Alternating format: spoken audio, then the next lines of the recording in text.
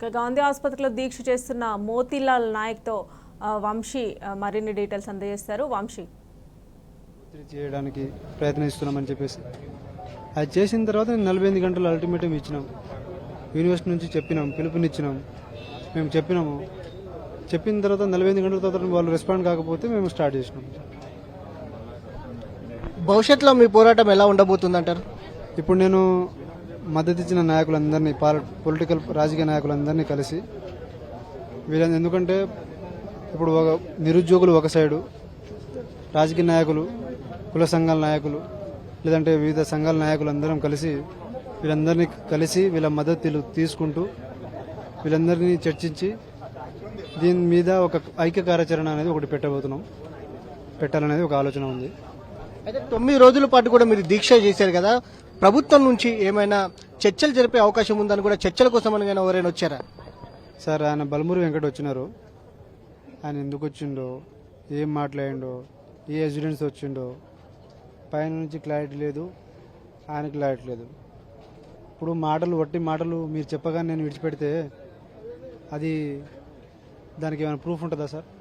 ఇంతకుముందు వాళ్ళ అశోక్ సార్ చేసినారు, వాళ్ళకి ఏదో చేస్తా అన్నారు, చేయలేదు. ఇప్పుడు నేను డిమాండ్ పెట్టినా, మరి డిమాండ్ పెట్టినప్పుడు చేయకపోతే రేపు ఏంది పరిస్థితి? అందువల్ల నేనేమన్నా అంటే, నీకు ఏమైనా క్లారిటీ ఉన్నాయో, మీ ప్రభుత్వం ఏదైతే స్పందించాలనుకుంటుందో యూ కమ్ విత్ జియో అని చెప్పిన. జియో తీసుకొచ్చినప్పుడు మీరు కలిసేది ఏముంటుంది, నేను మాట్లాడేది ఏముంటుంది, నేను చేసేది ఏముంటుంది? ఒకవేళ ఆ జియో అనేది నాకు అనుకూలంగా అనిపిస్తే, నాకు అనుకూలంగా నా డిమాండ్లకు అన్నిటికీ ఓకే అనుకుంటే నేను విరమించటోండి, లేదు అంటే కంటిన్యూ చేసేటోండి. నేను అదే చెప్పిన వాళ్ళకి. నా డిమాండ్ ఇప్పుడు మీరు ఏవైతే ప్రపోజల్స్ వస్తారో జియో ద్వారా, జియో నుంచి వచ్చేటటువంటి ఏ జియో అయినా ఆ జియో మాకు ఓకే అనుకుంటే మేము విరమిస్తాం, లేదంటే కంటిన్యూ చేస్తామని చెప్పినాం. మీ డిమాండ్స్లో ప్రధానమైనటువంటి డిమాండ్స్ ఏమేమి ఉన్నాయంటారు? గ్రూప్ 1 1:100 చేయాలి, గ్రూప్ 2 2000 పోస్టులు, గ్రూప్ 3 3000 పోస్టులు, డిఎస్సి పోస్ట్ పోన్ చేయాలి, మెగా డిఎస్సి 25,000తో నోటిఫికేషన్ చేయాలి, దాని తర్వాత జియో నంబర్ 46 రద్దు చేయాలి, ఆర్టీసీ ఉద్యోగ నియామకాలు చేపట్టాలి. ఇవి సార్. భవిష్యత్తులో మీ పోరాటం ఎలా ఉండబోతుంది? ఇప్పటికే విద్యార్థులు కావచ్చు, నిరుద్యోగులు కూడా గత కొద్ది రోజుల నుంచి గాంధీ ఆసుపత్రి వద్ద ఆందోళన కార్యక్రమాలు నిర్వహిస్తున్నటువంటి పరిస్థితిగా మనం చూస్తున్నాము. దాంతోపాటుగా బీఆర్ఎస్ పార్టీకి చెందినటువంటి నాయకులు కూడా మీకు సంఘీభావంగా వచ్చినప్పుడు అరెస్ట్ అయినటువంటి పరిస్థితి కూడా మనం చూస్తున్నాం. దీని గురించి మీరేమంటారు? నాకు మద్దతు ఇచ్చిన వాళ్ళందరికీ నేను హృదయపూర్వకంగా నేను ధన్యవాదాలు తెలుపుకుంటున్నా. ఎందుకంటే ఇది నా ఒక్కడి గురించో నా సమస్య కాదు. ఇది ఎవరైతే మద్దతుగా తెలిపినారో వాళ్ళందరూ నిరుద్యోగులకు అండగా నిలబడిన వాళ్ళే. 70 సంవత్సరాలు చూస్తున్నటువంటి ఈ నిరుద్యోగం మీద వాళ్ళందరూ సంపూర్ణమైన మద్దతు ఇచ్చిన వాళ్ళే. కాబట్టి ఇప్పుడు నేను ప్రభుత్వం మీద ఒత్తిడి తీసుకురావాలి, నేను ఒక్కడిని తీసుకురాలేనుగా. కాబట్టి ఆ ఒత్తిడి అనేది ఇప్పుడు తినకుండా నేను ఇంతవరకు చేసి ఒత్తిడి తీసుకొచ్చిన, ఇప్పుడు తినుకుంటూ అందరిని కలుపుకుంటూ అందరితో కలిసి ఐక్య కార్యాచరణ ఒకటి పెట్టుకొని నిరుద్యోగుల మార్చ్ అనేదో, లేదంటే ఒక 10 లక్షల మందితో నిరుద్యోగులతో మేము ఒక బలమైనటువంటి కార్యాచరణ అనేది రాబోయే రోజుల్లో 2-3 రోజుల్లో మేము ప్రకటిస్తాం అనేది మా ఆలోచన ఉంది. చూడాలి దాని యొక్క పరిస్థితి.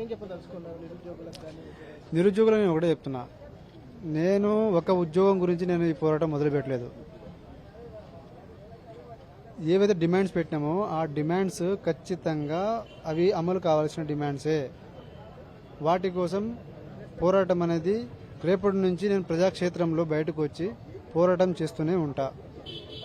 పోరాటం చేసి సాధించుకోవాలి. పోస్టులు పెంచుకుంటేనే ఉద్యోగాలు వస్తాయి, పోస్టులు పెంచుకోకపోతే ఉద్యోగాలు రావు.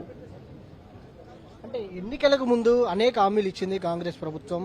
ఆ హామీలకు సంబంధించి కూడా మీరు కొత్తగా వాళ్ళు లేని డిమాండ్స్ ఏమైనా అడుగుతున్నారంటారా? మేము లేని డిమాండ్స్ కాదు సార్ ఇవి. ఇన్ఫ్యాక్ట్ మేనిఫెస్టో తయారు చేసింది సోమాజిగూడ ప్రెస్ క్లబ్లో చెప్పి అందరి ముందర ఇవి గవర్నమెంట్ రాగానే మేము ఏం చేయాలనుకుంటున్నామో చెప్పిన ఈ అంశాలు ఏవైతే ఉన్నాయో ఈ అంశాలన్నీ ప్రభుత్వం చెప్పిన అంశాలే. డిలే చేసే కొద్దీ నిరుద్యోగులు నిరాశ నిస్పృహ వచ్చేస్తుంది. దానివల్ల అది ఎంతో మంది అది ఏ విధంగా వెళ్తుందో కూడా తెలియదు. డిలే చేయడం దేనికి అంటున్నా? మీరు చేయాలన్న చిత్తశుద్ధి ఉన్నప్పుడు డిలే చేయడం దేనికి? అది చేసేయండి, చదువుకుంటారు, క్లారిటీ ఉంటుంది, అయిపోతుంది.